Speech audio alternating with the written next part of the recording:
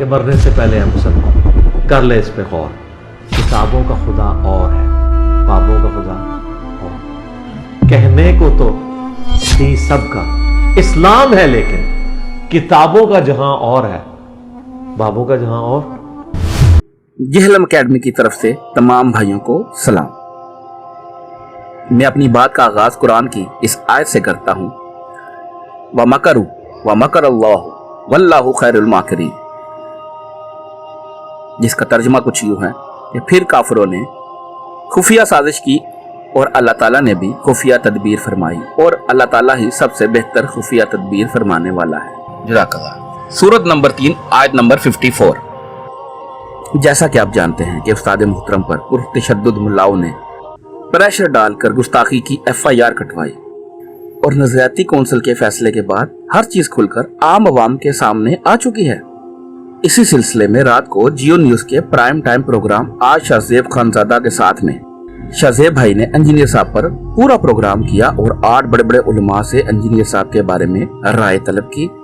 الحمدللہ سب بھائیوں کے ساتھ علمی اختلاف ہونے کے باوجود سب بھائیوں نے اعلیٰ ظرفی کا مظاہرہ کرتے ہوئے بتایا کہ نقل کفر کوڈ کرنے پر 295C بنتی ہی نہیں، بلکہ متشدد مولوی اپنی دشمنی نکالنے کے لیے 295 جیسے مقدس قانون کا سہارا لے رہے ہیں. یہ لوگ مخالفین جتنا مرضی پروپیگنڈا کر لیں، یہ سارے کے سارے انشاءاللہ تعالی انجینئر محمد علی مرزا کا کچھ نہیں بگاڑ سکتے. یہ لوگ انجینئر صاحب کو گستاخ ثابت کرنے چلے تھے، اور آج الحمدللہ الیکٹرونکس میڈیا پر بھی انجینئر صاحب عاشق رسول بلکہ سرٹیفائیڈ عاشق رسول ثابت ہو چکے ہیں، اور ہر طرف انجینئر محمد علی مرزا کے چرچے ہو رہے ہیں کہ محمد علی مرزا جیسا عاشق رسول تو ہے ہی کوئی نہیں، اور جس کا نعرہ بھی یہی تھا کہ نبی کے جیسا ہے ہی کوئی نہیں، آپ اس کو گستاخ رسول ثابت کر رہے ہو. تو ان لوگوں کا پول کھل کر سامنے آ چکا ہے. ان پرتشدد مولویوں کی حقیقت عوام کے سامنے آ چکی ہے. جس طرح شاہ زیب بھائی نے پروگرام میں علماء سے سوالات کیے، تمام بڑے بڑے علماء نے بھی اس قانون کے متعلق اپنے تحفظات رکھے اور بتایا کہ 58 اسلامی ممالک میں واحد پاکستان ہی ایسا ملک ہے جہاں آپ کو کلمہ گو مسلمانوں پر بھی 295C جیسے قانون کا اطلاق ہوتا نظر آئے گا. اور اگر کسی کلمہ گو مسلمان سے کوئی ایسے الفاظ نکل آئے تو اس سے وضاحت بھی نہیں لی جاتی، جبکہ اس قانون کو بنانے کا مقصد کلمہ گو مسلمان تو نہیں تھے.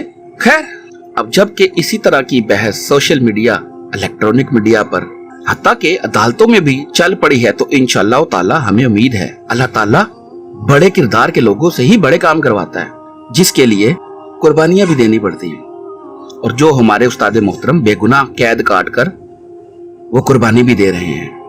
اب میں اپنے حکمرانوں سے بھی التجا کرتا ہوں، خاص طور پر فیلڈ مارشل سید آصم منیر صاحب، جو کہ الحمدللہ حافظ قرآن بھی ہیں اور اسلام کی اصل کو سمجھتے ہیں. آپ خود بھی اس کیس کو دیکھیں اور اسلامی روح کے مطابق جو حق بات ہے وہ واضح کریں، تاکہ آئندہ نسل ان مذہبی زمبیز کی وجہ سے دین سے دور نہ ہو، بلکہ انجینئر محمد علی مرزا جیسے پڑھے لکھے لوگ اس ملک کے وارث بنیں. ہم پر امید ہیں انشاءاللہ تعالی یہ جو بحث 295C کے حوالے سے آج کل چل پڑی ہے، جس پر انجینئر صاحب کی پہلے سے بھی ریزرویشن تھی، انشاءاللہ اپنے منطقی انجام کو پہنچیں گی، اور اس مقدس قانون کا مقصد ناجائز لوگوں پر دشمنیاں نکالنے کے لیے نہ ہو، بلکہ اپنا اصل مقصد جو اس کا جائز مقصد ہے اسی پہ لگے. جزاک اللہ خیرہ. آئیے اب ویڈیو پر چلتے ہیں. ہم نہیں کہتے 295C کو آپ ختم کر دیں، وہ اپنی جگہ رہے، 298A اپنی جگہ رہے، لیکن اس میں توبہ کی شک ایڈ کریں، تاکہ یہ جو چور دروازہ ہے کہ لوگ توہین مذہب کی آڑ لے کر اپنی ذاتی دشمنیاں نبھاتے ہیں وہ ختم ہو جائے. سوشل میڈیا پر اپنے مذہبی لیکچرز کی وجہ سے معروف ہونے والے اسلامی اسکالر انجینئر محمد علی مرزا ان دنوں گرفتار ہیں، جس کی وجہ انہی کا ایک ویڈیو کلپ بنا ہے جس میں وہ مسیحی خاتون کے ساتھ مسلمان مرد کے نکاح کی اجازت کے تناظر میں بات کر رہے ہیں. جہلم کے تھانہ سٹی میں 24 اگست کو ایک شہری نے درخواست دی کہ محمد علی مرزا نے اس بارے میں بات کرتے ہوئے توہین آمیز عبارت کہی اور گستاخانہ الفاظ کہہ کر تمام مسلمانوں کے جذبات کو مجروح کیا ہے. اس درخواست پر پیکا ایکٹ کے ساتھ ساتھ تعزیرات پاکستان کی دفعہ 295C کے تحت بھی مقدمہ درج کر کے محمد علی مرزا کو گرفتار کر لیا گیا، جس کے بعد یہ بحث شروع ہو گئی کہ کیا کسی اور کے کہے گئے گستاخانہ الفاظ کو دہرانا بھی گستاخی ہے یا نہیں. محمد علی مرزا پر الزام یہی ہے کہ انہوں نے مسیحیوں سے ایک گستاخانہ نظریہ منسوب کیا और उसे दोहरा दिया, जिसे गुस्ताखी करार दिया जा रहा है। मोहम्मद अली मिर्जा को इब्तिदाई तौर पर 26 अगस्त को डिप्टी कमिश्नर जेहलम के हुक्म पर 3 MPO के तहत हिरासत में लिया गया था, जिसके बाद उन्हें national cyber crime investigation agency के हवाले कर दिया गया। इसके बाद national cyber crime investigation agency ने एक खत लिखकर मोहम्मद अली मिर्जा के बारे में इस्लामी नजरियाती काउंसिल की राय तलब की और इस्लामी नजरियाती काउंसिल ने 24 सितंबर को अपने इब्तिदाई फैसले में कह दिया कि मोहम्मद अली मिर्जा के कई बयानात में ऐसे जुमले मौजूद हैं जो महज नकल कुफर पर मुश्तमिल है, मगर किसी शरई मकसद के बगैर कहे गए हैं। इस बिना पर उनका ये तर्ज अमल सख्त ताज़ीरी सज़ा का मुस्तहिक है और चूँकि ये अमल उन्होंने बार बार दोहराया है, इसलिए उनका जुर्म मज़ीद संगीन सूरत अख्तियार कर गया है। उनका बयान कुरान पाक की तौहीन, मानवी तहरीफ के ज़मरे में भी आता है और तौहीन रिसालत को भी मुस्तलजिम है।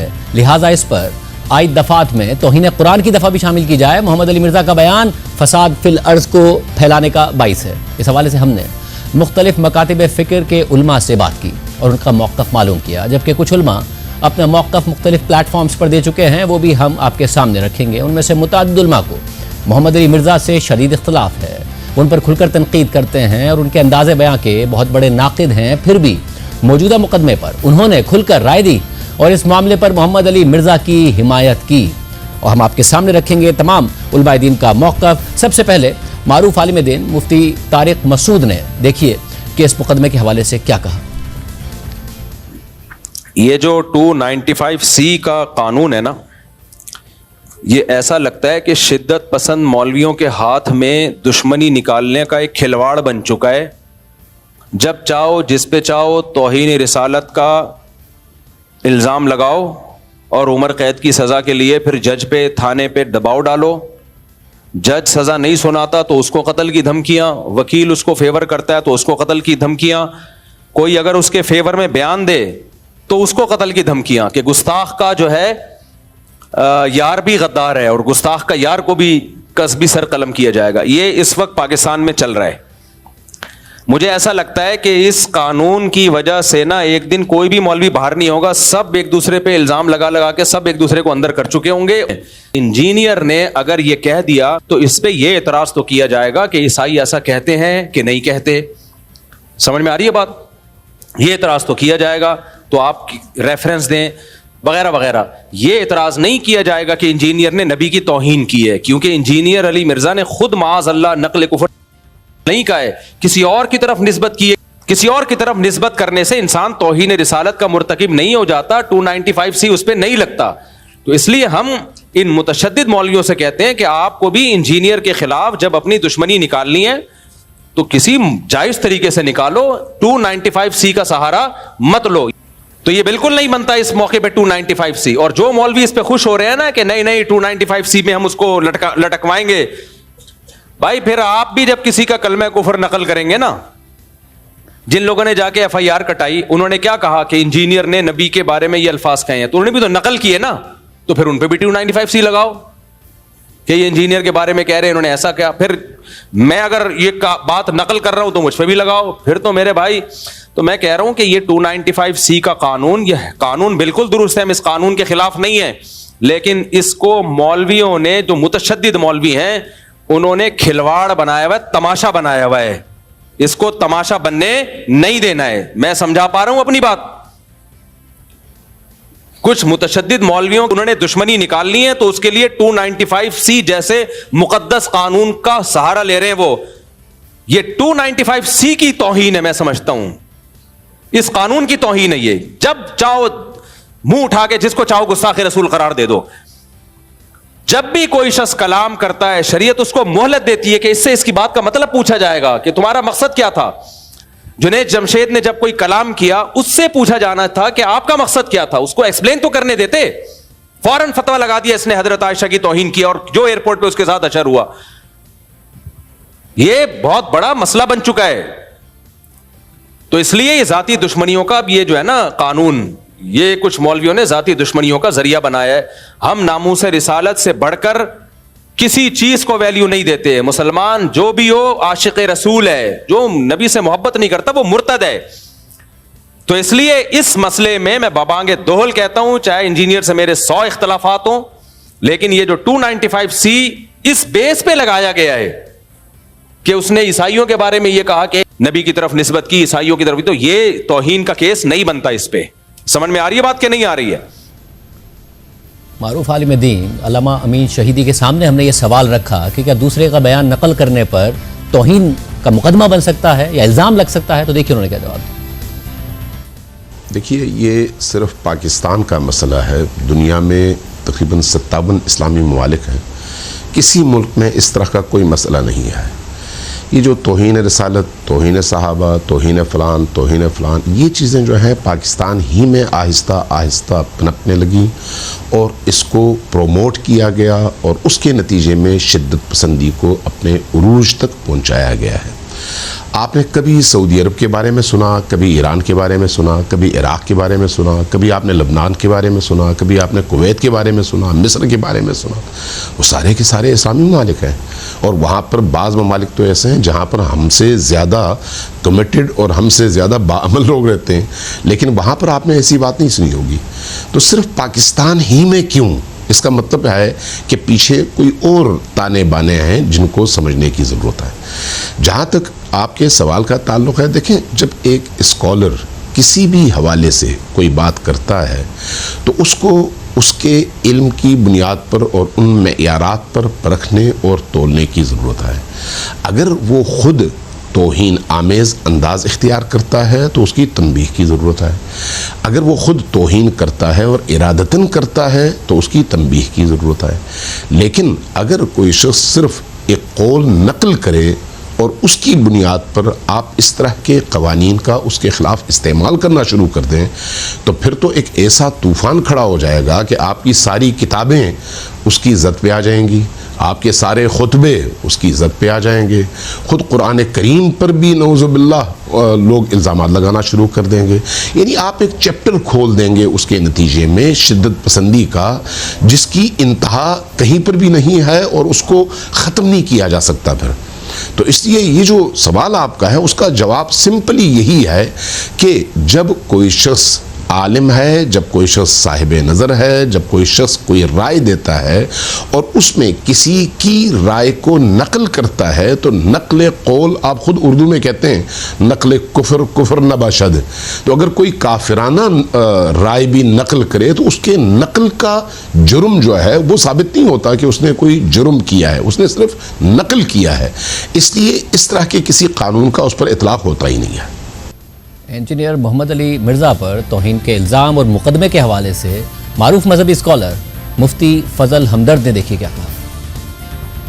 دیکھیں انجینئر مرزا صاحب کو آپ کو اختلافات ہو سکتے ہیں. بات ساری یہ ہے کہ انجینئر صاحب نے یہاں پر جب یہ کلپ میرے سامنے آیا تو میں نے کہا کہ یہ انجینئر صاحب اور ان کے چاہنے والوں سے بھی کہ اس کا جو طریقہ ہے وہ یہ ہے کہ یہ رسول اللہ کی شان میں نہیں ہونا چاہیے تھا.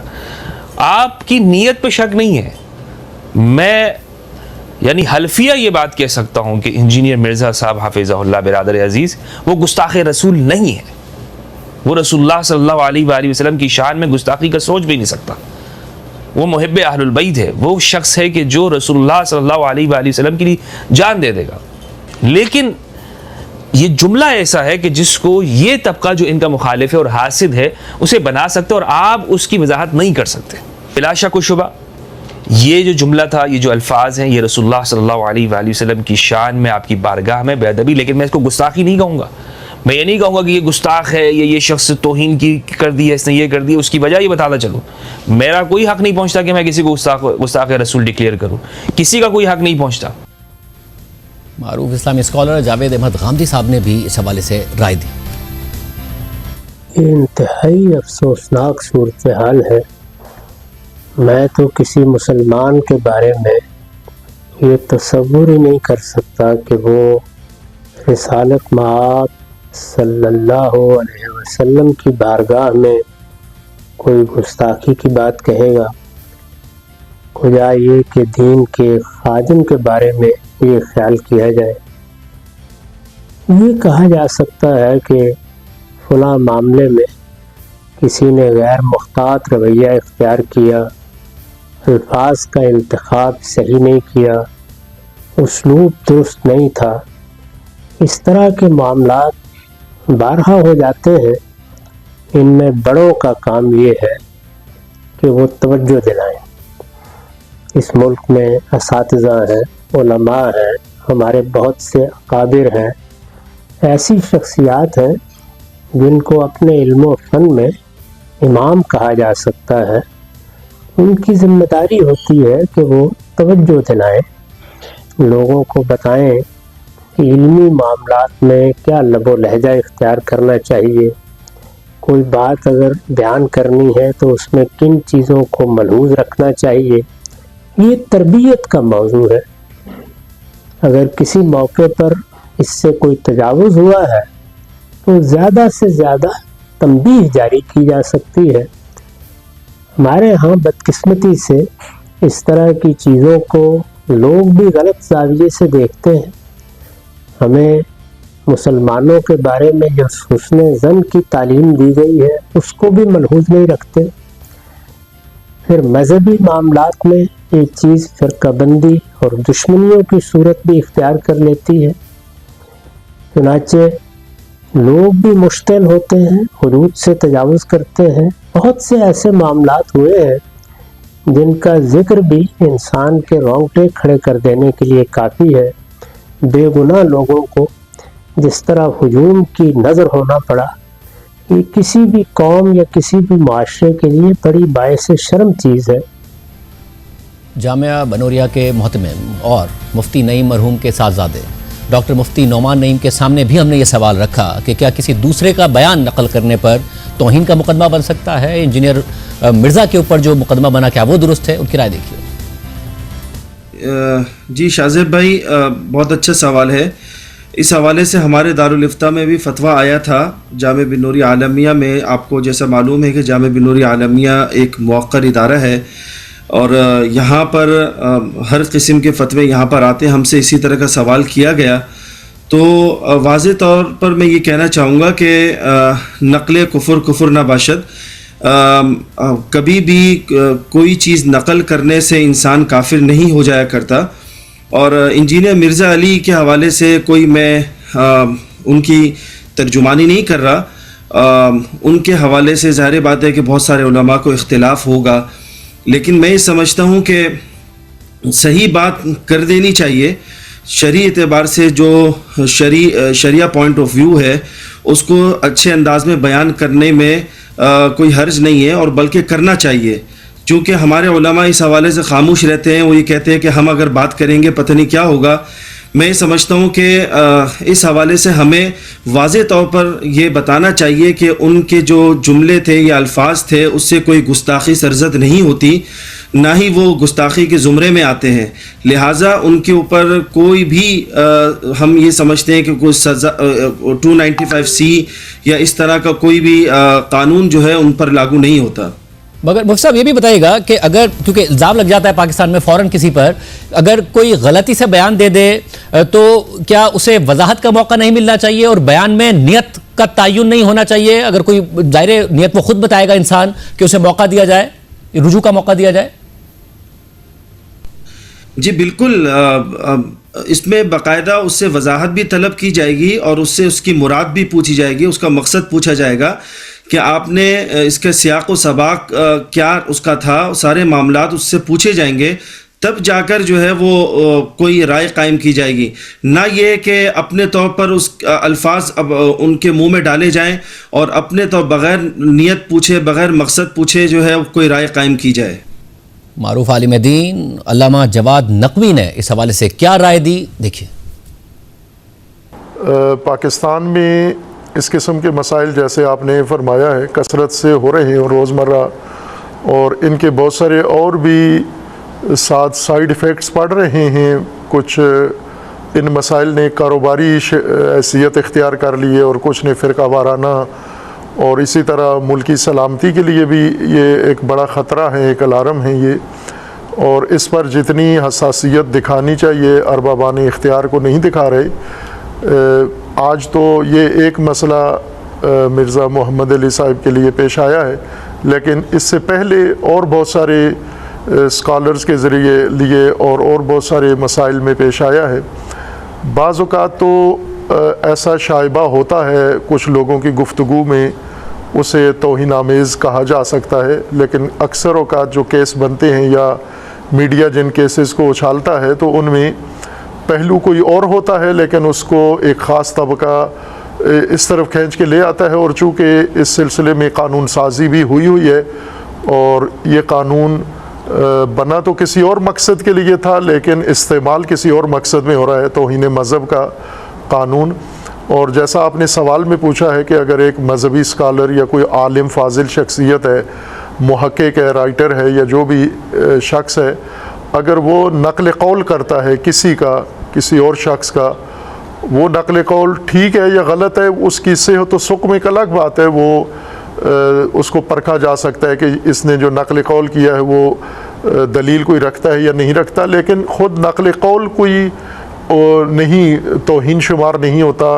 جیسا کہ ایک محاورہ بنا ہوا ہے کہ نقل کفر نہ باشد، یہ ایک عربی، فارسی اور اردو ماحول کا ایک مسلم محاورہ بنا ہوا ہے. لوگ اس کو عموماً ایسی باتوں کے بیان کرنے کے موقع پر ذکر بھی کر دیتے ہیں کہ نقل کفر نہ باشد، یعنی اگر ایک کفر کی بات ہے کسی اور نے کی ہے اور آپ اس کو کسی مقصد کے لیے پیش کر رہے ہیں مجمع کے سامنے، عوام کے سامنے یا کسی گفتگو میں حوالے کے طور پر، تو یہ کفر نہیں ہوتا. کفر کی بات نقل کرنا کفر نہیں ہوتا. گستاخی کی بات، جس نے گستاخی کی ہے اس کو پیش کرنا، جیسے عدالتوں میں اگر ایک وکیل اٹھ کے کسی کی گستاخی پیش کرتا ہے تو وکیل یا جج گستاخ نہیں شمار ہوتے، یا اگر ایک اینکر ہے وہ کسی کا نقل قول کرتا ہے تو وہ نقل قول گستاخی نہیں ہوتا.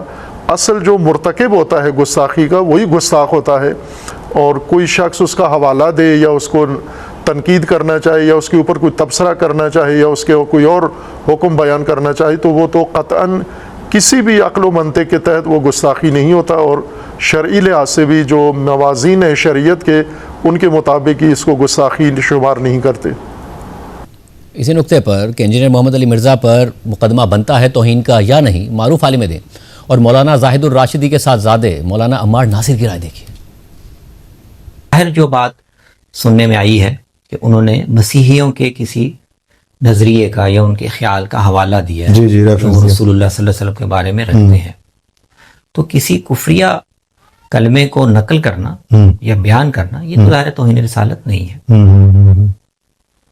تو قرآن نے بے شمار نقل کیے ہیں، کفار کے جو تبصرے تھے رسول اللہ صلی اللہ علیہ وسلم تو قرآن نے نقل کیے. بالکل. تو اگر آپ وہ پڑھ کے سنائیں کہ کفار یہ کہتے تھے تو نقل کرنے والا تو توہین کا مجرم نہیں ہو. یہ ہمارے ہاں جو مذہبی تقسیم ہے اور ایک کشمکش ہے مختلف طبقوں کی، اس میں پھر ہمارے اخلاقی مسائل میں یہ چیز ہے کہ ہم ایک بات سمجھتے بھی ہوں کہ یہ الزام نہیں بنتا، لیکن چونکہ مذہبی بیانیوں کی اور مذہبی تعبیرات کی ایک جنگ ہے اور اس میں کسی سے، آپ سے، مجھ سے بہت سے لوگ ناراض بھی ہیں، تو وہ پھر سمجھتے ہیں کہ یہ اللہ کی طرف سے ایک موقع آیا ہے، اس سے فائدہ اٹھایا جائے.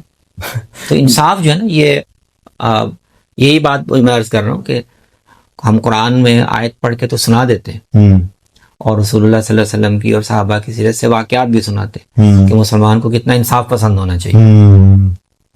تو ہم بتاتے یہ ہیں، لیکن ہمارے عمل سے جب معاشرہ یا نوجوان نسل دیکھتی یہ رویہ ہے تو پھر وہ اس کا مذہب سے دور ہونا ہی بنتا. مولانا عمار ناصر یہ انٹرویو عبدالعزیز کو دے رہے تھے. اس کے علاوہ معروف عالم دین اور مولانا اسحاق مرحوم کے شاگرد مفتی کاشف علی کی رائے دیکھیے. یہ قانون کی حفاظت نہیں ہو رہی بھائی جان، یہ قانون کو برباد کرنے کی کوشش کی جا رہی. اس لیے 295C کا غلط استعمال کرنے سے سارے فرقوں کو مل کے روکنا چاہیے اور روک رہے ہیں. غامدی صاحب بھی آ گئے، حالانکہ لوگ انہیں سیکولر لبرل کہتے ہیں. وہ حافظ سید حیدر حسین نقوی بری امام سے پیر صاحب آ گئے ہیں، UK سے فتویٰ آ گیا ہے، ہر جگہ سے فتوے آ گئے، بن نوریہ سے بھی آ گیا ہے، دیوبندی بھی بولے ہیں کہ قانون 295C کا اس کے اوپر نہیں لگتا. یہ مسئلہ خالص نقل کفر کا ہے، اور نقل کفر جو ہوتا ہے وہ وہ کفر نہیں ہوتا. نقل کفر تو اللہ کے بندے, آپ کو یہی سمجھ نہیں ہے کہ اللہ تعالیٰ نے قرآن مجید میں کافروں کے قول نقل کیے ہیں کہ کافر یہ کہتے ہیں, یہود یہ کہتے ہیں, نصارہ یہ کہتے ہیں, ساری دنیا یہ کہتی پھرتی ہے کہ نقل کفر ہوا. تو نقل کفر اللہ نے کیا ہے. اللہ کے نبی علیہ السلام نے فرمایا کہ یہ جو مشرکین تھے یہ تلبیہ میں اضافہ کرتے تھے, اور وہ تلبیہ میں اضافہ جو ہے وہ آپ دیکھ لیں. تو یہ ساری چیزیں جو ہوتی ہیں, یہ نقل کفر جو ہوتا ہے وہ کفر نہیں ہوتا.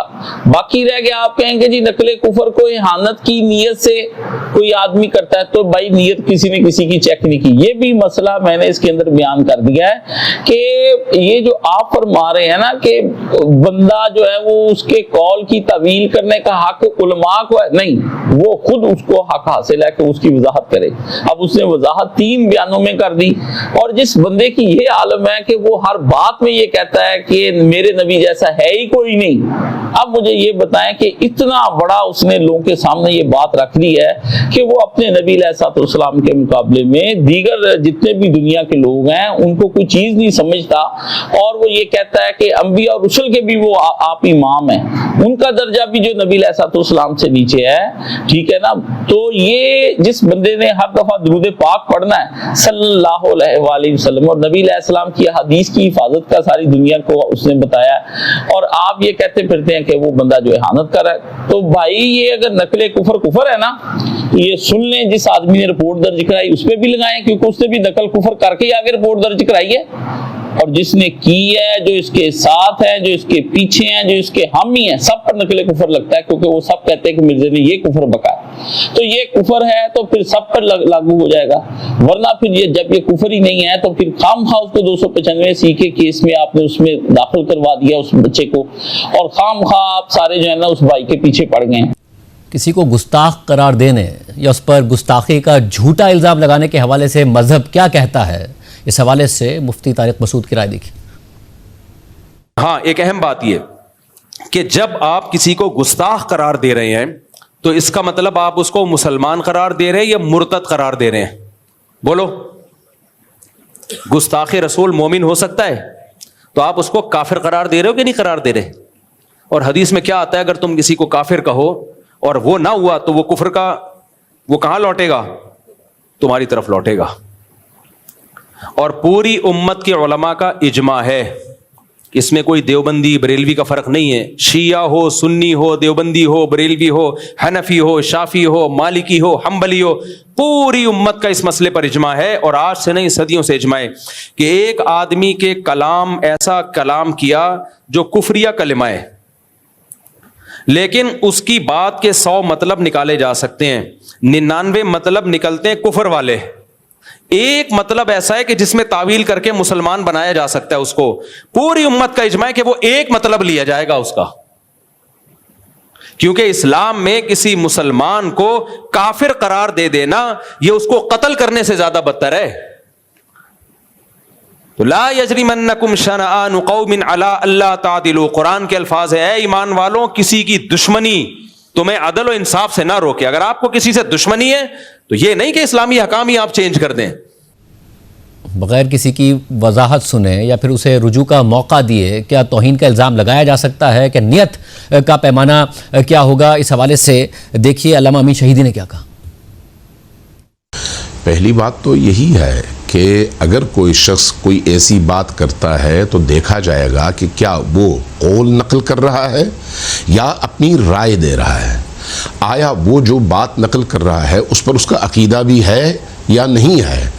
اس کیس میں ظاہر ہے کوئی ایسی بات تو نہیں ہے.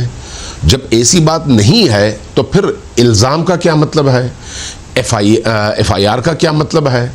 مسئلہ وہی ہماری اجتماعی سائیکی ہے اس معاشرے کے اندر, مذہبی طبقات کی, اور وہ جو جنونیت کی طرف ہمیں ماضی میں دھکیلا گیا ہے, چونکہ اس طرح کے قوانین بھی اسی کا نتیجہ تھا نا کہ اس طرح کے قوانین بنائے گئے.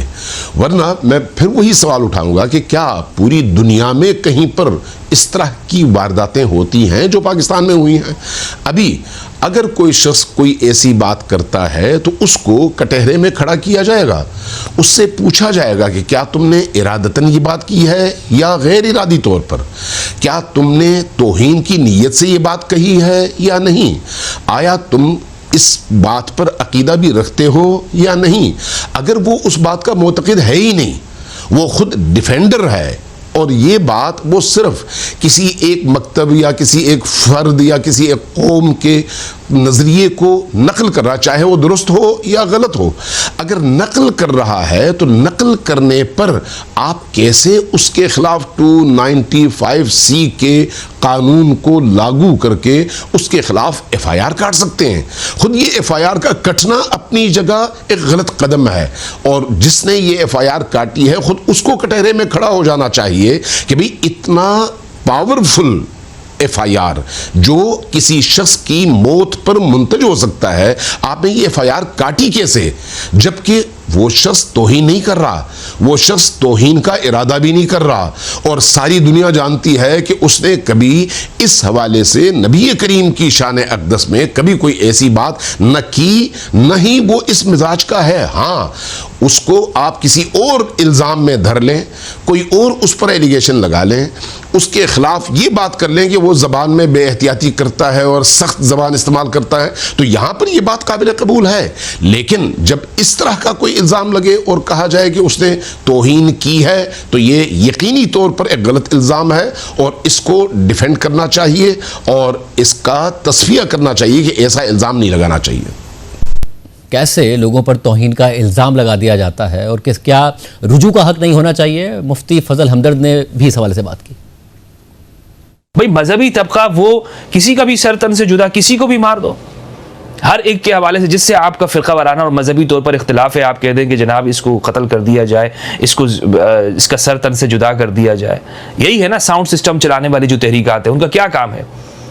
آپ پریشر گروپس ہیں, اور آپ یہ دیکھ لیں کہ ہمارے ہاں لوگ بھی پھر مثلاً یہ ہے کہ ایک شخص کی زندگی کو داؤ پہ ڈال دیتے ہیں, اور یہ نہیں دیکھتے کہ اس سے اسلام کی کتنی بدنامی ہو رہی ہے, اس سے مذہب کی کتنی بدنامی ہو رہی ہے. نوجوان نسل, بھئی ایک شخص سے ہزاروں لوگ متاثر ہیں, لاکھوں لوگ متاثر ہیں اس فکری طور پر. آپ اس کی خدمات کو ایک طرف کر کے, ساری سائڈ پہ کر کے, محض پریشر میں آ کر اس طرح کے فیصلے دیتے ہیں. رجوع کا حق سب کو ملنا چاہیے. جب آپ ایک مفتی کو رجوع کا حق دے رہے ہیں, آپ ایک ایسے شخص کو رجوع کا حق دے رہے ہیں کہ جو ایک فرقے کا ہے, تو آپ انجینئر صاحب کو رجوع کا حق کیوں نہیں دے رہے؟ اگر انجینئر صاحب ابتدا میں اس سے رجوع کر لیتے تو یہ معاملہ 295C تک نہ آتا. کسی پر توہین کا جھوٹا الزام لگانا کتنا بڑا گناہ یا جرم ہے؟ ڈاکٹر مفتی نعمان نعیم کی رائے دیکھیے. دیکھیں, اس طرح جھوٹا الزام لگانا, کسی کی توہین رسالت کا مرتکب قرار دینا یا گستاخی کا مرتکب قرار دینا, یہ انتہائی میں سمجھتا ہوں کہ یہ بھی گناہ ہے, اور یہ گناہ کو مستلزم ہے کہ کسی چلتے پھرتے کسی بھی آدمی کو کیا بولتے توہین رسالت کا مرتکب قرار دینا. اور یہ میں یہ سمجھتا ہوں کہ یہ مستقل آج سے نہیں, ایک زمانے سے یہ تسلسل ہے. جنید جمشید تھے, ان کے اوپر بھی اسی طرح کا الزام لگایا گیا. اسی طریقے سے حالیہ مولانا طارق مسعود صاحب, ان کے اوپر بھی اسی طرح الزام لگایا گیا.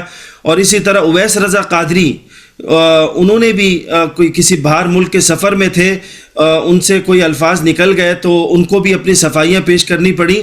تو میں یہ سمجھتا ہوں کہ یہ رویہ ہمیں بدلنا ہوگا, اور اس کے لیے میں خاص طور پر آپ کے اس پروگرام کے توسط سے میں یہ کہنا چاہوں گا کہ دیکھیں, یہ 295C یا توہین رسالت اور توہین قرآن ہو, اس حوالے سے FIR کاٹنے سے پہلے ہمیں چاہیے کہ ہم ایس ایچ او صاحب کو چاہیے کہ وہ سب سے پہلے علماء سے رابطہ کریں اور ان سے پوچھیں کہ آیا واقعتاً اس میں توہین رسالت بنتی ہی نہیں بنتی. باقاعدہ اس پر پوری تحقیق ہونی چاہیے, اس کے بعد جا کر کوئی FIR کٹے اور اس کے بعد جا کر کوئی فیصلہ کیا جائے. تو ہم ان کے اس تھانے پر یا ایس ایچ او پر پریشر یا دباؤ ڈالتے ہیں, اس دباؤ میں آ کر وہ FIR کٹ جاتی ہے, اس پر کوئی تحقیق نہیں ہوتی, بعد میں جا کر پتہ چلتا ہے کہ وہ کیس جو ہے ریورس ہو گیا. علامہ جواد نقوی کے آگے بھی ہم نے یہ سوال رکھا کہ کیا الزام لگانے والے اس بات کا تعین کریں گے کہ جس پر توہین کا الزام لگایا گیا اس کی نیت کیا تھی, کہ اسے وضاحت کا موقع نہیں دیا جانا چاہیے, مذہب کیا کہتا ہے؟ ان کی رائے دیکھیں. اگر جو شخص جو بات کر رہا ہے وہ وضاحت کر دیتا ہے بات کرنے سے پہلے یا بات کے دوران یا بات کے بعد، یا ایسے قرائن، ایسے شواہد، ایسی گواہیاں اس کے تفکر میں، اس کے عمل میں بقدر کافی موجود ہوں کہ وہ جو بات کر رہا ہے اس کا معتقد نہیں ہے، عقیدہ اس کا یہ نہیں ہے، نظریہ اس کا یہ نہیں ہے، تو ظاہر ہے کہ قطعاً اسے گستاخی نہیں سمجھا جائے گا۔ اب مثلا اسی مثال میں جو موضوع چھڑا ہوا ہے اور کیس چل رہا ہے، اس میں اگر ہم انہی موصوف کی گفتگو سنیں، ہم چونکہ کثرت سے ان کے سوشل میڈیا کے اوپر مواد، تقاریر اور گفتگو موجود ہے، تو یہ حوالہ صرف نہیں دیتے بلکہ رسول اللہ صلی اللہ علیہ وآلہ وسلم کا احترام کرتے ہیں، درود پڑھتے ہیں اور درود کو بڑے اچھے انداز سے پڑھتے ہیں اور اپنے تعلیمات کا حصہ قرار دیتے ہیں۔ بے شک یہ جس انداز سے گفتگو کرتے ہیں اس سے اختلاف ہوگا، ہمیں بھی اختلاف ہے ان کے بہت سارے مسائل سے، لیکن یہ کہنا کہ وہ رسول اللہ صلی اللہ علیہ وآلہ وسلم کی گستاخی ہے اس نقل قول سے، تو وہ ان کے جو میرے خیال میں ہزاروں تقریریں ہیں وہ ساری گواہ ہیں کہ وہ رسول اللہ کی شان میں گستاخی کرنے والی شخصیت نہیں ہے۔ باقی مسائل ان کے ہیں، وہ ان کے اوپر اعتراض کیا جا سکتا ہے، لیکن یہ گستاخی والا جو یعنی وہ بھی رسالت مآب صلی اللہ علیہ وآلہ وسلم کی گستاخی کا یہ دعویٰ یہ بالکل کسی صورت میں ثابت نہیں کیا جا سکتا۔ یہ ایک ذہنیت ہے، ظاہر ہے ان کا جو انداز تھا اپنا بیان تو وہ ٹکراؤ والا تھا، تصادم والا تھا، وہ ہر ایک کے مسلک کو چھیڑتے تھے اور ان کے مقدسات کے بارے میں گفتگو کرتے تھے اور اپنے خاص انداز سے، تو لوگوں کو ان میں غم و غصہ پایا جاتا تھا، اور وہ بھی بالکل ایک محسوس چیز ہے، وہ ایک الگ بات ہے۔ لیکن یہ کہ انہوں نے آیا رسول اللہ کی توہین کی ہے، ایسا نہ ان کی اس گفتگو سے ثابت ہوتا ہے، اور نہ پہلے کوئی ایسا ان کے کلام میں نہ کسی نے حوالہ دیا ہے، نہ ان کی کوئی اور ایسی ثبوت موجود ہے کہ جس میں، اور بعید ہے کہ ان کے ذہن میں بھی کوئی گستاخانہ ہو، اگرچہ وہ بہت ساری بزرگ مذہبی شخصیات یا پرانے بزرگ یا جو اولیاء جن کو سمجھا جاتا ہے یا ان کے نہیں احترام کرتے تھے، لیکن رسول اللہ کی توہین یا مثلاً اہل البیت علیہ السلام کی توہین، اس کا تو شاید تصور بھی نہیں کیا جا سکتا۔ جب مختلف مکاتب فکر کے علماء کی یہ رائے ہے تو اسلامی نظریاتی کونسل نے کیسے یہ فیصلہ دے دیا کہ انجینئر محمد علی مرزا توہین کے مرتکب ہوئے؟ کیسے یہ رائے دے دی اور کیا یہ رائے درست ہے؟ جاوید احمد غامدی صاحب کے حوالے سے رائے دیکھی۔ میں اس کو پڑھنے کے لیے کھول رہا تھا تو سچی بات ہے کہ میرے تصور بھی میں نہیں تھا کہ اسلامی نظریاتی کونسل جیسا آئینی ادارہ اس طرح اپنے حدود سے تجاوز کر سکتا ہے۔ اگر کوئی اس نوعیت کا استفسار آیا تھا تو اولاً اسلامی نظریاتی کونسل کو اپنے حدود کا تعین کرتے ہوئے اس کا جواب یہ دینا چاہیے تھا کہ یہ اس کے دائرہ اختیار سے باہر ہے۔ اسلامی نظریاتی کونسل ایک آئینی ادارہ ہے، چنانچہ اس کے حدود ریاست پاکستان کے آئین میں متعین کر دیے گئے ہیں، ان کو نکال کر پڑھ لیجئے، اس میں ہرگز اس کی کوئی گنجائش نہیں۔ مجھے یاد ہے کہ اس نوعیت کے استفسارات ہمارے زمانے میں بھی آتے تھے، ان میں بالعموم اسی طرح معذرت کر دی جاتی تھی۔ زیادہ سے زیادہ آپ یہ کہہ سکتے ہیں کہ انفرادی طور پر یا کسی خاص محکمے کو الگ سے اسلامی نظریاتی کونسل اپنی کوئی رائے دینا چاہے تو دے دیتی، اگرچہ میرے نزدیک اس کی بھی کوئی گنجائش نہیں۔ اس لیے بہت معذرت کے ساتھ ایک آئینی ادارے نے صریح اپنے حدود سے تجاوز کیا، ان کو ہرگز اس نوعیت کا کوئی کام نہیں کرنا چاہیے۔ علمی رائے کسی معاملے میں کسی نے پوچھی ہے تو آپ دے سکتے ہیں، لیکن ایک باقاعدہ آئینی ادارہ اپنے حدود سے تجاوز کر کے کوئی رائے کیسے دے سکتا ہے؟ یہ آپ کی عنایت ہے کہ آپ نے یہ فرمایا کہ انہوں نے ملزم قرار دیا ہے نہیں، انہوں نے مجرم قرار دیا ہے، اور جس استدلال کی بنیاد پر قرار دیا ہے وہ آخری درجے میں بےمانی استدلال ہے۔ اسلامی نظریاتی کونسل کی اس رائے پر ہم نے علامہ امین شہیدی کی بھی رائے معلوم کی، تو دیکھیں انہوں نے کیا کہا۔ دیکھیے، میں خود اسلامی نظریاتی کونسل کا ممبر رہا ہوں ایک عرصے، اور اس دفعہ بھی میں نے خود اسلامی نظریاتی کونسل کے چیئرمین کو خط لکھا تھا، اور ان سے میں نے ان کو میسیج بھی بھیجا تھا، اور اس حوالے سے اپنی رائے 6 صفحوں پر مشتمل ان کو بھیجی تھی، اور انہوں نے جواباً کہا تھا کہ ہم کونسل میں اس پر بات کریں گے۔ بعد میں ممبران کونسل نے مجھے یہ بات بتائی کہ 2 گھنٹے تک اس پر بحث ہوتی رہی، لیکن جو اس بحث کی انوائرمنٹ تھی وہ بڑی عجیب تھی۔ مجھے بعض ممبران نے یہ بتایا کہ 1-2 ممبران ایسے تھے جن کی آواز اونچی تھی، اور جو اونچی آواز میں گویا اپنے غصے، جذبات اور اس کیفیت کا اظہار کر رہے تھے، اور باقی لوگ اس کی دباؤ میں آ گئے، اور اس کے بعد وہی بات ہوئی جو تحریر میں لکھی گئی ہے۔ تو جہاں پر آپ سے سوال پوچھا جا رہا ہے کہ کیا یہ بات توہین کے زمرے میں آتی ہے یا نہیں، تو آپ کا جو دائرہ کار ہے، دائرہ اختیار ہے، وہ یہ ہے کہ اسی سوال کے دائرے میں رہتے ہوئے جواب دیں کہ آیا نقل قول جس میں اس کا ارادہ شامل نہیں ہے، آیا یہ توہین کے زمرے میں آتا ہے یا نہیں آتا، اس کا آپ جواب دینے کے پابند ہیں۔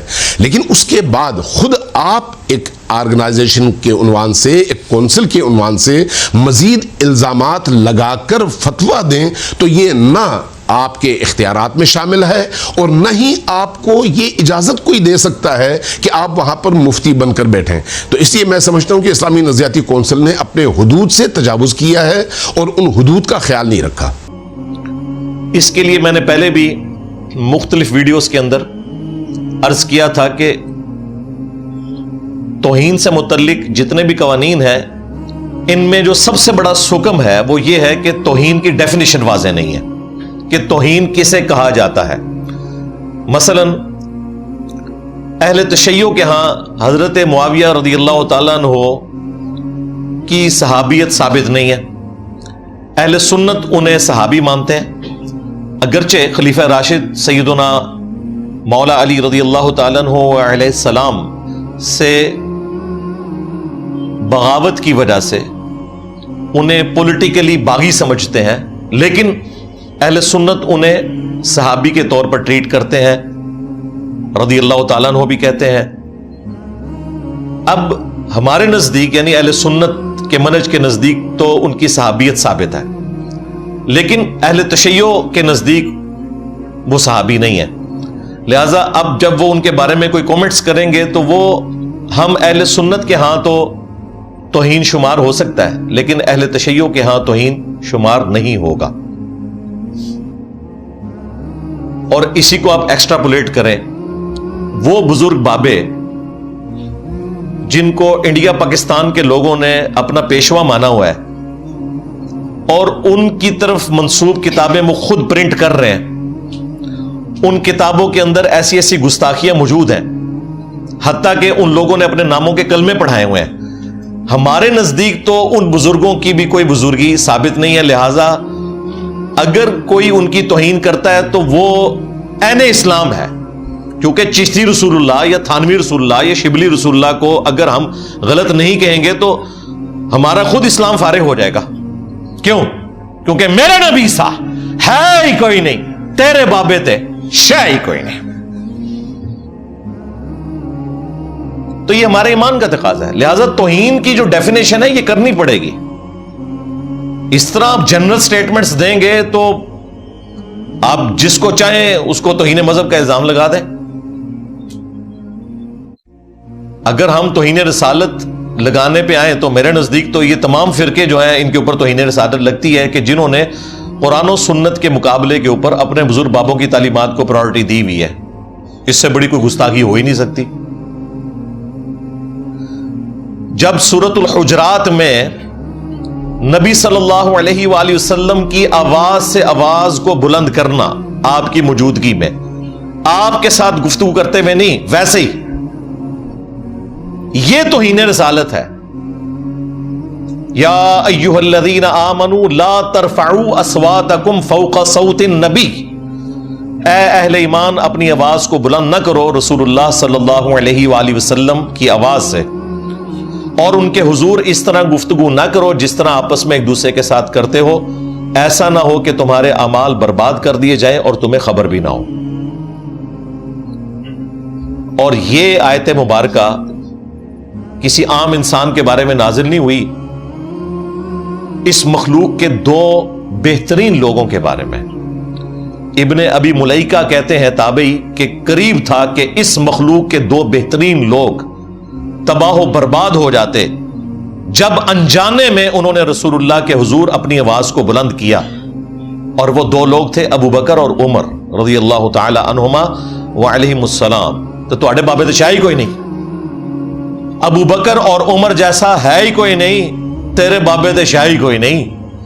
اگر ان کے اعمال بھی برباد ہو جائیں بسبب اس کے کہ انہوں نے نبی علیہ السلام کی موجودگی میں آپس میں گفتگو کرتے ہوئے اختلاف رائے کیا اور آواز بلند ہو گئی، نبی علیہ السلام سے کوئی بدتمیزی نہیں کی، لیکن اللہ تعالیٰ نے فرمایا کہ حضور کی موجودگی میں بھی اگر یہ کام کرو گے تو برباد ہو جاؤ گے۔ اب مجھے بتائیں، نبی علیہ السلام کی موجودگی میں ان کی صرف آواز سے آواز بلند کرنا اگر گستاخی ہے تو نبی علیہ السلام کی تعلیمات سے کسی اور بابے کی تعلیمات کو بلند کرنا یہ اس سے بڑی گستاخی ہے۔ تو ہمارے نزدیک تو یہ سب گستاخ ہیں، تو اس کا اینڈ تو کوئی نہیں ہوگا۔ لہذا توہین کی ڈیفینیشن کرنا ضروری ہے، اور اس کے لیے میں نے ایک 4 سٹیپ کاؤنٹر نیریٹو دیا تھا، یا آپ کہہ لیں کہ ایک 4 سٹیپ پروسیجر دیا تھا، یہ زیادہ بہتر لفظ ہے، SOP دیا تھا کہ اگر کسی کے اوپر توہین مذہب کا الزام لگے تو اس کے خلاف مقدمہ کیسے چلنا چاہیے۔ وہ جو 4 سٹیپ ہیں ان میں سے پہلے 2 سٹیپ جو ہیں وہ پری FIR ہیں، یعنی FIR کٹنے سے پہلے یہ 2 سٹیپ طے ہونے چاہیے، ورنہ FIR کٹنی ہی نہیں چاہیے۔ اور FIR کاٹنے کے بعد پھر 2 مزید سٹیپ ہیں۔ FIR کٹنے سے پہلے جو 2 سٹیپ ہیں ان میں سے نمبر 1 سٹیپ یہ ہے کہ سب سے پہلے یہ اسٹیبلش کیا جائے کہ جس شخص کے بارے میں یہ کلیم کیا جا رہا ہے کہ اس نے کوئی توہین کی ہے، اس کا ایویڈنس کیا ہے، اس کی گواہی کیا ہے، ویڈیو کی شکل میں یا کوئی شخص گواہی دیتا ہے وہ سامنے آئے۔ جب یہ گواہی اسٹیبلش ہو جائے، ویڈیو آ جائے، اور ویڈیو کی فورینزک ہونی چاہیے، یہ نہ ہو کہ AI میں بنی ہوئی ویڈیوز تو آج کل مارکیٹ میں پھر رہی ہیں، کسی کے اوپر آپ کوئی بھی الزام لگا سکتے ہیں۔ اس کے بعد دوسرا سٹیپ طے کیا جائے کہ جس شخص کی طرف اس توہین کو منسوب کیا جا رہا ہے اس کا میڈیکل ٹیسٹ ہو کہ وہ شخص واقعی ذہنی طور پر درست ہے، تو پھر میڈیکلی اسے جب پاگل ڈکلیئر کر دیا جائے تو پھر اور FIR کاٹنے کی ضرورت ہی نہیں، پاگل خانے میں اسے جمع کرائیں، ٹھیک ہے، FIR کاٹنے کی ضرورت ہی نہیں۔ لیکن اگر یہ 2 سٹیپ طے ہو جاتے ہیں اور وہ بندے کا ذہنی توازن بھی ٹھیک ہے، یعنی کوئی وہ بزرگ بابا نہیں ہے، واقعی ایک نارمل انسان ہے، تو پھر FIR کاٹیں، اور تیسرا سٹیپ یہ طے کیا جائے کہ اہل علم جو ہیں ان کے ساتھ اس کی سیٹنگ کروائی جائے، وہ اس کی کاؤنسلنگ کریں کہ بھائی یہ جو تم بات کر رہے ہو ان آیات اور احادیث کی روشنی میں یہ توہین رسالت بنتی ہے، اور تم اس کے باوجود اصرار کر رہے ہو کہ تم نے درست بات کی ہے، اور اس کے بعد تمہیں یہ سزا ہونے والی ہے، تو امید ہے کہ ادھر ہی وہ بیک فٹ پہ چلا جائے گا۔ اتنے بڑے بڑے لوگ، جس ملک کا آرمی چیف ڈر کی وجہ سے گھر میں محفل میلاد کرائے، باجوہ صاحب، اور عمرے پہ راتوں رات پہنچ کے وہاں سے تصویریں کھنچائے، ادھر عام بندے نے کدھر ٹکنا ہے؟ حالانکہ ان کے اوپر صرف الزام لگا تھا۔ تو علماء کے ساتھ ڈسکشن کے بعد خود بخود بیک فٹ پہ چلا جائے گا ایسا شخص،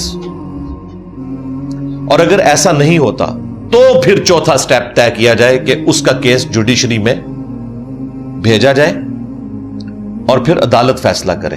لیکن عدالت فیصلہ کرے گی پھر شواہد کی بنیاد کے اوپر. وہاں اس کو رائٹ ہونا چاہیے کہ وہ اپنا مقدمہ لڑے. عین ممکن ہے کہ علماء بھی اپنے فرقے کو دیکھ رہے ہوں, یہ پاسبلٹی موجود ہے. جوڈیشری کا کام یہ ہے کہ تمام اہل علم کو بلا کر, جو سٹیک ہولڈر ہیں, دلائل اکٹھے کر کے اس کے بعد جج کا کام ہے کہ فیصلہ کرے. یہ مولوی کا کام نہیں ہے کہ توہین رسالت کو وہ ڈیفائن کرے گا,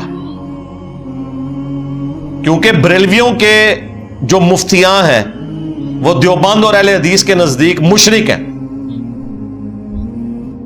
اور دیوبند اور اہل حدیث کے جو بزرگان دین ہیں بریلویوں کے نزدیک وہ گستاخ رسول ہیں. جب آپ کی ڈگریوں کا, بزرگوں کا یہ حال ہے کہ ایک دوسرے کو مسلمان نہیں سمجھتے ہیں, اس ماحول کے اندر آپ ان مولویوں کے حوالے کریں گے کہ یہ بتائیں گے کہ کون توہین کر رہا ہے اور کون نہیں کر رہا, یہ جوڈیشری بتائے گی. اور جج جو ہوتا ہے نا وہ ہر طرح کے معاملات کے اندر ڈیسیژن دیتا ہے ایکسپرٹ اوپینین لینے کے بعد. آپ دیکھتے ہیں کہ میڈیکل کا کوئی کیس ہوتا ہے تو اب جج نے تو ڈاکٹر کی ڈگری نہیں حاصل کی ہوئی, لیکن وہ ایکسپرٹس کو بلاتا ہے اور اس کا انٹلیکچوئل لیول اتنا ہوتا ہے کہ وہ چیزوں کو دیکھ کے فیصلہ کر دیتا ہے کہ کس کا موقف درست ہے. اس اعتبار سے جج جو ہے وہ ہر فن مولا ہوتا ہے, کیونکہ وہ ایکسپرٹس کو بلا کے اس کی بنیاد کے اوپر فیصلہ کرنے کی صلاحیت رکھتا ہے. کوئی بھی کیس آ جائے اس کے اوپر وہ ڈیسیژن کر سکتا ہے. لے گا ایکسپرٹ اوپینین انہی لوگوں سے کہ جن کی وہ فیلڈ ہے, لیکن اس کے بعد وہ فیصلہ عقل کی بنیاد کے اوپر شواہد کو دیکھتے ہوئے کر سکتا ہے. اور آپ دیکھتے ہیں کہ یہ آلموسٹ 100% کیسز توہین رسالت کے جھوٹ اور فراڈ کے اوپر مبنی ہوتے ہیں. کوئی توہین نہیں ہوئی ہوتی, لوگوں نے اپنی ذاتی دشمنیاں نبھائی ہوتی ہیں, اور یہ سلسلہ پاکستان میں عرصہ دراز سے جاری ہے. ہاں تھوڑا وقت گزرتا ہے تو پتا چلتا ہے کہ جناب وہ جو فلاں کیس ہوا تھا نا, وہ جو ایک چھوٹی سی بچی جس کے کوڑے کے لفافے کے اندر چند ایک پیجز نکلے تھے قرآن پاک کے, وہ تو بیچاری کوڑا چنتی تھی اور اس کی کسی مولوی کے ساتھ کوئی ذاتی رنجش تھی, اس نے اس کے اوپر الزام لگا دیا. یہ بہت بعد میں پتا چلتا ہے. اس وقت تک تو عوام الناس نے ایسے شخص کو شہادت کے رتبے کے اوپر فائز کر دیا ہوتا ہے, کیونکہ پاکستان میں آپ کسی کے اوپر FIR کٹوا دیں نا, پھر عوام فیصلہ کرتی ہے. جوڈیشری تک تو وہ کیس جاتا ہی نہیں ہے. ایون جوڈیشری اس کے حق میں بھی فیصلہ کر دے تب بھی عوام نہیں چھوڑتی. ہمارے اپنے جیلم شہر میں چند سال پہلے جماعت اسلامی سے تعلق رکھنے والے ایک عالم دین تھے, ان کے اوپر جھوٹا الزام لگایا گیا توہین مذہب کا. پنڈ دادن خان جو ایک آپ سمجھ لیں چھوٹا شہر کہہ لیں, یہ قصبہ ہے جیلم کا, وہاں کا یہ واقعہ ہے. اور جوڈیشری نے ان کو باعزت رہا کر دیا کئی سالوں کے بعد. وہ بےچارے پہلا جمعہ پڑھانے کے لیے اپنے بیٹے کے ساتھ آئے اور اسی موقع پہ باپ بیٹا دونوں کو گولیوں کے ذریعے چھلنی کر کے شہید کر دیا گیا. یہ تو اس ملک کی حالت ہے. میں بار بار کہتا ہوں کہ اس میں پہلے نمبر کے اوپر مجرم ہماری اسٹیبلشمنٹ ہے, جنہوں نے یہ زومبیز پال کے ہم پہ مسلط کیے ہیں. اس کے بعد مولوی ہیں, اس کے بعد جوڈیشری ہے, اور اس کے بعد چوتھے نمبر پہ عوام الناس ہے. یہ آپ دیکھ لیں, یہ جو اب ہمارے اوپر ایک زومبیز کا سلسلہ شروع ہوا ہے کچھ عرصے سے, اس کو اگر آپ ڈیپ ڈگ کریں گے نا تو یہ آج لوگ کہتے ہیں یہ جین زی جو ہے, یہ والی جو نیو جنریشن جین زی, یہ زیادہ جذباتی ہے. اور بھائی یہ جین زی پہ تو یہ معاملہ ایپیکس کو پہنچا ہے. یہ جین زیا سے شروع ہوا ہے, وہ جنرل زیا اور یہ جنریشن زی. وہ ڈکٹیٹر جس نے پاکستان میں سعودی عرب کی پروکسی وار لڑی, یہاں پہ دہشت گرد تنظیمیں دیوبند کی بنائی گئی, سپاہی صحابہ اور دوسری, وہی بعد میں لشکر جنگی بن گئی. اور یہ سب کچھ ہوا ہمارے اس سب سے بڑے ریاستی ادارے کی سرکردگی میں. ऑफिशियली। हथौड़ा ग्रुप भी उस वक्त आया था, रातों रात लोगों को कत्ल करके चले जाते थे सिर्फ एक दहशत फैलाने के लिए। उस वक्त टॉयलेट्स में नारे लिखे गए शिया काफिर। आज भी पाकिस्तान में सैकड़ों नहीं हजारों मसाजिद ऐसी हैं जिनके टॉयलेट्स में शिया काफिर लिखा हुआ है। हालांकि इनको शर्म नहीं आई कि शिया कुरान का लफ्ज है, इवन काफिर भी कुरान का लफ्ज है। व इन्ना मिन शियातिही ला इब्राहीम, और बेशक नूह के शिया में से इब्राहीम भी थे, यानी हजरत इब्राहीम अलैहिस्सलाम नूह अलैहिस्सलाम के ग्रोह से थे। तमाम अंबिया का एक ही ग्रोह है ना। पॉलिटिकली हम कहते हैं हम अहले सुन्नत हैं अपने मनहज में, लेकिन पॉलिटिकली हम शियाने अली हैं। शियाने अली वो हैं जो सैयदना अबू बकर, उमर, उस्मान, अली के साथ रहे। तो ये पॉलिटिकल टर्म के तौर पर हम भी अपने आप को शिया समझते हैं, कुरान का लफ्ज है। लेकिन उस वक्त लोगों ने मजे लिए और ये सिलसिला चलता रहा कत्ल और गारत का, क्योंकि 1979 में इनकलाब आ गया था ईरान में। इनकलाब हमेशा दूसरे मुल्कों में एक्सपोर्ट होता है। सऊदियों को फिक्र पड़ गई, यहां एक देवबंदी उनके पास अवेलेबल था, जनरल जिया, जो लाल मस्जिद में नमाज पढ़ता था, देवबंदियों की मस्जिद थी। तो उन्होंने प्रॉक्सी वार यहां पे शुरू करवा दी पैसे देके कि अगर यहां पे अंगेज रहेंगे तो फिर सऊदीया की तरफ नहीं आएगा शिया इनकलाब। और यहां पे बड़े बड़े शिया उलमा को कत्ल किया गया बगैर किसी वजह के।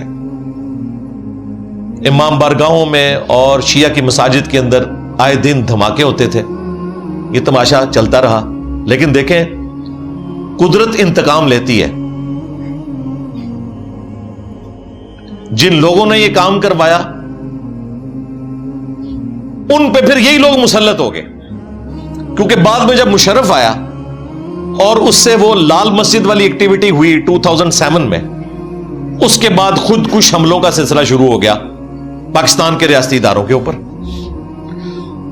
वो रियासती इदारे जिन्होंने इन्हीं देवबंदियों को शिया को कत्ल करने के लिए इस्तेमाल किया था, वही देवबंदी उन रियासती इदारों के ऊपर मुसल्लत हो गए। कोई दिन नहीं गुजरता था कि कहीं ना कहीं पाकिस्तान में कोई धमाका होता था। हां, 2, 3, 4 होते थे। अगर 4 ना हो तो 3, 3 ना हो तो 2, नहीं तो 1 जरूर होता था। और हजारों लोग कत्ल हुए। और इसका एपेक्स आया एपीएस का जब वाकया हुआ 16 दिसंबर 2014। फिर हमारे इदारों को होश आया कि जनाब ये तो मामला बिगड़ गया। फिर सब सर जोड़कर बैठे। इन्होंने ज़रबे अज़्ब के नाम से एक फौजी ऑपरेशन लॉन्च किया और उन्हीं मौलवियों को जिनको ये यूज कर चुके थे, जो मॉडर्न फॉर्म में फिर फितना अल खवारिज बन गया, यानी कि टीटीपी, तहरीके तालिबान पाकिस्तान, उनकी सरकोबी के लिए इन्होंने ये सारा सिलसिला शुरू कर दिया। ये सिलसिला जारी था। बीच में एक और आफत टूटी कि हमें गोरों ने बताया कि जनाब अपने घर की सफाई करें। एफएटीएफ की तलवार हमारे ऊपर उन्होंने लटकाई कि आपको हम फिर ब्लैक लिस्ट कर देंगे, दुनिया में आप फिर जलीलो ख्वार हो जाएंगे। ये जो आपकी मनी लॉन्ड्रिंग हो रही है कि दहशतगर्दों को फंडिंग होती है, इसका कुछ करें। फिर इन्होंने रद्दुल फसाद शुरू किया। अब ये ज़रबे अज़्ब हाफिज़हुल्लाह ताला और रद्दुल फसाद हाफिज़हुल्लाह ताला, और सबसे बढ़कर एफएटीएफ दामद बरकातुम आलिया, इसकी बरकत से कोई पाकिस्तान सुकून में आया। अदरवाइज यकीन करें कि उस वक्त जो सूरत हाल थी वो आपके सामने है। मैं तो खुद एक सेंसिटिव ऑर्गेनाइजेशन में डिफेंस की जॉब करता था, तो हमारे तो रोजाना ही ऑलमोस्ट एक कोई फैक्स आई होती थी तालिबान की तरफ से, और धमाके भी हुए। हमारे कई अपने साथी शहीद हुए उसमें। हालांकि हमारे इदारे का कोई डायरेक्टली लेना देना नहीं था, लेकिन उन्होंने फिर नहीं देखा कि ये एटॉमिक एनर्जी का इदारा है या डायरेक्टली फौज का इदारा है या फौज को सपोर्टिव कोई एजेंसी है یا پولیس کا ادارہ ہے جو ایک سویلین ایجنسی ہے، سب کو انہوں نے ٹارگٹ کرنا شروع کر دیا. اور اسی دوران جو سب سے بڑا میں سمجھتا ہوں مجرمانہ کھیل کھیلا ہمارے ایکس آرمی چیف نے اور ڈی جی آئی ایس آئی نے مل کے، وہ 2017 کے دھرنے تھے خادم رضوی صاحب کے تھرو. خادم رضوی صاحب اپنی کاز میں مخلص تھے لیکن یوز ہو گئے ان کے ہاتھوں. اس وقت انہوں نے پروجیکٹ عمران خان لانچ کرنا تھا. اس وقت کی پولیٹیکل گورنمنٹ کو کمزور کرنے کے چکر میں انہوں نے مذہبی کارڈ کھیلا. یہ لادہ بات ہے کہ وہی مذہبی کارڈ پھر عمران خان صاحب کے خلاف بھی استعمال ہوا اسی ٹی ایل پی کے ذریعے. انہوں نے لا کے دھرنے شروع کروا دیے ختم نبوت کے نام کے اوپر. حالانکہ وہ جو مس ہینڈلنگ ہوئی تھی، اس مس ہینڈلنگ کے دوران ساری جماعتوں نے سگنیچر کیے ہوئے تھے. یہ تو مولانا فضل الرحمان صاحب کی جماعت کے ایک بندے نے اس چیز کو ہائی لائٹ کیا تھا، تو بعد میں جناب ایک پولیٹیکل جماعت کے اوپر ڈال دیا گیا، ورنہ ساری پولیٹیکل جماعتیں اس کی اپروول میں شامل تھیں. خیر وہ ریورس ہو گیا، بات ختم ہوئی. پھر انہوں نے وہاں 5,000 کے نوٹ بانٹے. اور ہمارے جو ex D G I S I تھے، اس وقت ڈی جی سی تھے فیض حمید صاحب، جو آج اپنے انجام کو پہنچ چکے ہیں. انشاءاللہ ابھی ان کا مزید انجام باقی ہے. یہ اتنا بڑا دشمن ہے پاکستان کا. اس کے سگنیچر ہوئے جو معاہدہ طے پایا ٹی ایل پی کے ساتھ. یہ نہ سمجھیے گا کہ یہ آج بدماش اندر ہے تو میں یہ باتیں کر رہا ہوں. یہ بدماش جب اپنی عروج پہ تھا نا، میں نے اس وقت بھی ان دھرنوں کے خلاف ویڈیوز ریکارڈ کروائی تھی. یہ نہ سمجھیے گا کہ آج خادم رضوی صاحب قبر میں ہیں اور انجینئر صاحب بول رہے ہیں. خادم رضوی صاحب جب باہر تھے نا، اس وقت بھی میں بولتا تھا اور وہ بھاگتا تھا آگے آگے. ہم کوئی ابن الوقت نہیں ہے کہ گورنمنٹ میں ہو تو ہم سیم پیج کا نعرہ لگا کے تو مخالفین کو جیلوں میں ڈالیں، اور گورنمنٹ سے باہر نکلے تو ہم کہیں جی ہم آئین کے لیے کام کر رہے ہیں. گورنمنٹ میں ہو تو ہم اپنے مخالفین کو جو ہے وہ بدنام کریں، اور جب گورنمنٹ سے نکالے جائیں تو ووٹ کو عزت دو کا نعرہ بلند کریں. یہ سب کے سب دنیا کے کتے ہیں جتنے پولیٹیکل لیڈرز ہیں. کوئی ان کا ریلیجن سے لینا دینا نہیں ہے. مذہبی کارڈ یوز کرتے ہیں، اور دیکھیں کس طرح ان کے خلاف وہ چیزیں پھر استعمال ہوتی ہیں. یہ جو اس وقت نون لیگ کی گورنمنٹ ہے نا، انہوں نے یہ سارے مذہبی کارڈ بے نظیر کے خلاف استعمال کیے تھے. پھر احسن اقبال کو بھی گولی لگی، حالانکہ اس بیچارے کا کوئی لینا دینا نہیں تھا. نواز شریف کے اوپر بھی جوتا پھینکا گیا، خواجہ آصف کے اوپر سیاہی پھینکی گئی. بھئی اس لیے کہ تم لوگ یہ سب کچھ کرتے رہو. اور وہ جو ہمارے مہاتما صاحب ہیں، خان صاحب، ان کے اوپر تو سیدھا فائر توہین مذہب کے نام کے اوپر، وہ اس کو جو بھی شکل دیں. کبھی یہودی ایجنٹ ہونے کا الزام. پھر یہ سارے کام چلتے ہیں بھائی جب آپ کسی کے ساتھ ایسا کرتے ہو. اس وقت 2017 میں یہ مہاتما صاحب کہہ رہے تھے کہ میرا تو دل کرتا ہے میں بھی ٹی ایل پی کے دھرنے میں جا کے بیٹھ جاؤں ختم نبوت کے نام کے اوپر. اور یہ ختم نبوت نہیں ہے، یہ چندہ گیم ہے، یہ اینٹی قادیانی ہے. اگر یہ ختم نبوت کے لیے مخلص ہوتے تو چشتی رسول اللہ، تھانوی رسول اللہ کے خلاف بھی بولتے. جہاں سے یہ دھرنے لے کر نکلتے ہیں نا لاہور سے، وہاں سے یہ ساری گستاخانہ کتابیں پرنٹ ہوتی ہیں. کبھی ان کے خلاف دھرنا نہیں دیں گے کیونکہ خورا ان کے گھر نکلے گا. یہ چندے کھاتے ہیں اس فرقے کے. ختم نبوت کے اوپر یہ بات کرنے کے اہل ہی نہیں ہے. یہ صرف اینٹی قادیانی بول سکتے ہیں. ختم نبوت کے اوپر وہ بندہ بات کرے گا جو غلام احمد قادیانی کو بھی دجال مانے گا، اور اس کے ساتھ ساتھ وہ تمام بابے جنہوں نے اپنے ناموں کے کلمے پڑھائے اور ان کلمے پڑھانے والوں کے حق میں لوگوں نے مناظرے لڑے، کتابیں چھاپی، ان سب کے خلاف بولے گا، انہیں بھی دجال ڈکلیئر کرے گا. یعنی چشتی رسول اللہ، تھانوی رسول اللہ، وہ ختم نبوت کے اوپر کام کر سکتا ہے. باقی صرف چندے اکٹھے کریں گے. میرے نبی سا ہے ہی کوئی نہیں، تیرے بابے تھے شاہی کوئی نہیں، تیرے چندہ خور تھے شاہی کوئی نہیں. یہ سب چندوں کا دھندا ہے بھائی. کوئی ختم نبوت کے لیے مخلص نہیں، سب ڈرامہ بازی چل رہی. اور فرقوں کی دکانیں بند. The damage has been done.